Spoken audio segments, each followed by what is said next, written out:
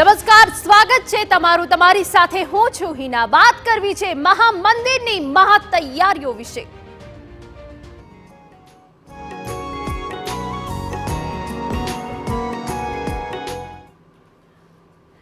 વિશ્વભરના હિન્દુઓ 22મી જાન્યુઆરીની આતુરતાથી રાહ જોઈ રહ્યા છે।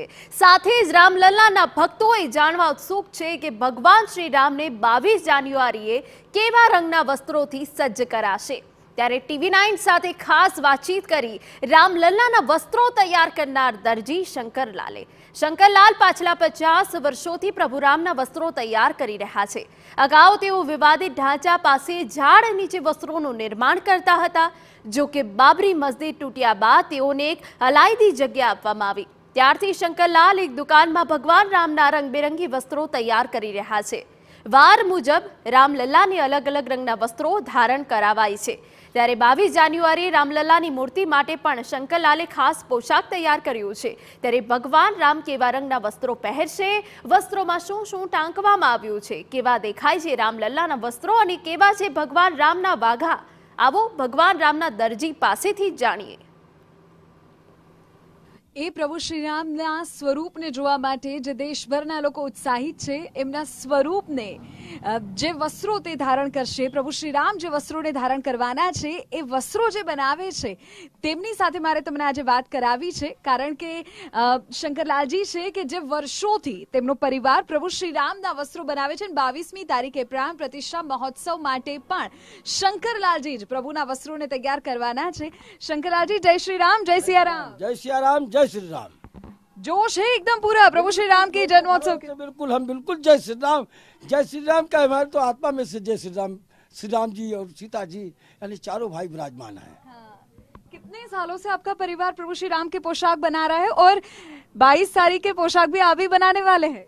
जैसे सन 85 में वहाँ के पुजारी जी श्री लालदास जी वर्तमान में पुजारी थे, उनके माध्यम से श्री पिताजी श्री बाबूलाल जी हमारे पिता और हमारे बड़े भाई साहब भगवत साहब पहाड़ी और मैं शंकरलाल, वहाँ एक मशीन और एक मशीन ये वहाँ गुम्मत के नीचे जब जिस समय ढांचा था, विवादित ढांचा, वो ढांचा के नीचे बैठ करके हम लोग वहाँ पोशाक सिलते रहे। ये कर्म सन 92 तक चला। अच्छा। और 92 में जब ढांचा गिरा, ढांचा गिरने के बाद प्रभु हमारे टाट में आ गए और टाट में उसके बाद भी यहाँ से पोशाक बन करके जाता रहा पुजारी जी के माध्यम से और ठाकुर जी हमारे पहनते रहे।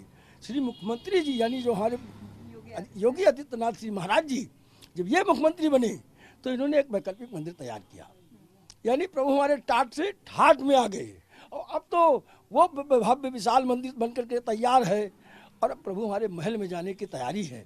22 तारीख को श्री प्रधानमंत्री के कर कमलों द्वारा स्थापना होगा, उसमें योगी जी महाराज भी रहेंगे और अन्य लोग भी रहेंगे।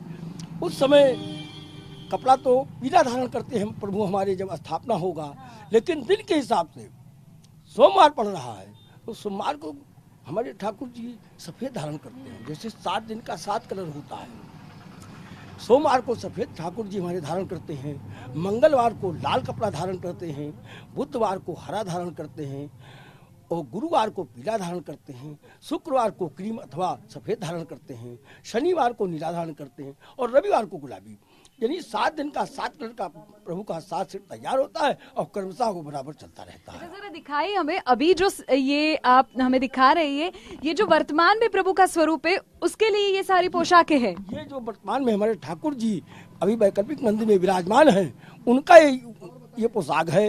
और जो अभी तत्काल में जो हमारी मूर्ति यहाँ तैयार है, मूर्तिकार लोग जो हमारे प्रभु का तैयार किए हैं प्रभु जी को, वो उनका ये साइज का पोशाक है।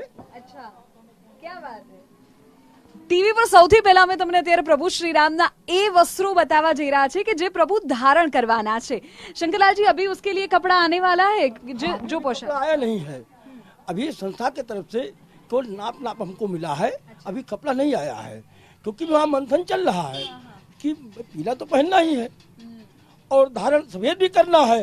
तो पहले स्थापना के समय हमारे ठाकुर जी पीला धारण कर लेंगे, ये हमारे मतानुसार। अच्छा। लेकिन अभी ट्रस्ट की तरफ से हमारा कोई आदेश नहीं है, लेकिन हमारे मतानुसार कि पीला वस्त्र धारण करेंगे ठाकुर जी, क्योंकि हजारों मंदिर में हम यहाँ स्थापना ठाकुर जी का कराए हैं और पीला ही वस्त्र धारण हुआ है। जैसे अभी बगल में यहाँ दीनबंधु के बगल में परमहंस आश्रम है, वहाँ पीला वस्त्र धारण हुआ और धारण करने का मौका हमें मिलता है, वहाँ ठाकुर जी को पहनाते हम हैं।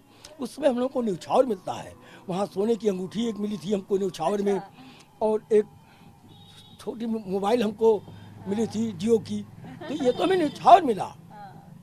और जो सिलाई मिलता है उससे कोई लेना देना नहीं।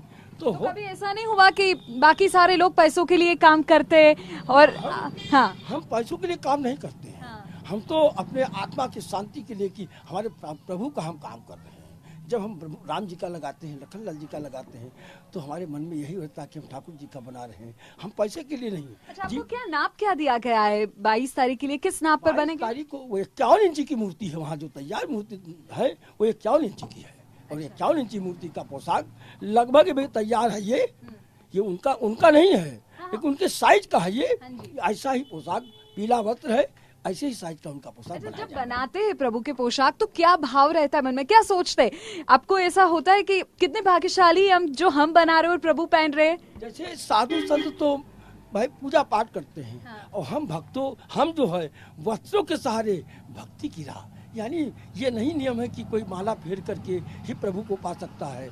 हम पोशाक सिल के भी प्रभु का पा सकते हैं। जैसे देखिए दैनिक जागरण में निकला हुआ था, भक्तों के सहारे भक्ति की राह।